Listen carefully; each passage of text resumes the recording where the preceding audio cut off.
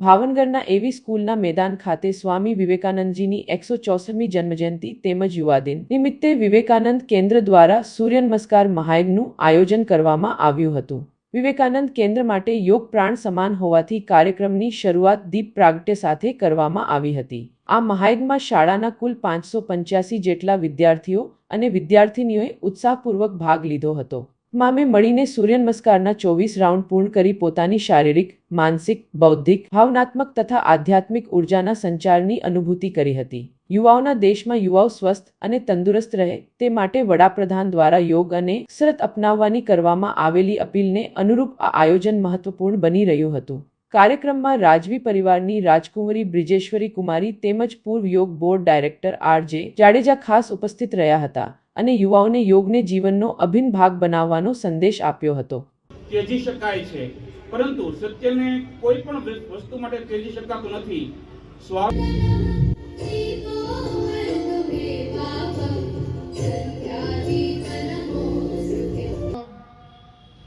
સપ્ત અષ્ટ નવ દશ વે ત્રીણિ ચત્વારિ પંચ।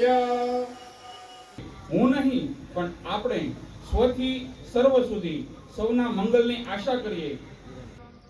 द्वे त्रीणि चत्वारि पञ्च षट् सप्त अष्ट नव। मातरं कोटि कोटि कंठ। द्वे त्रीणि चत्वारि पञ्च एकादश द्वादश। ओम ह्रूम आदित्याय नमः।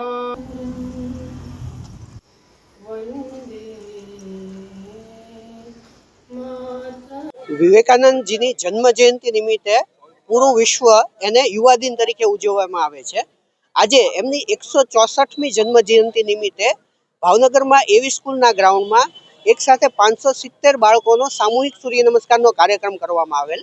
આજે 570 બાળકોને સામૂહિક સૂર્ય નમસ્કારનું પ્રશિક્ષણ કોલેજના યુવાનો દ્વારા એમના દ્વારા પોતાની સેવાના હેતુથી પોતાના સમયદાન આપી અને એને પ્રશિક્ષણ આપેલ અને અત્યારે 24 સૂર્ય નમસ્કાર 8, 9 અને 11માં ધોરણના બાળકોએ એક સાથે આવીને કરેલ છે।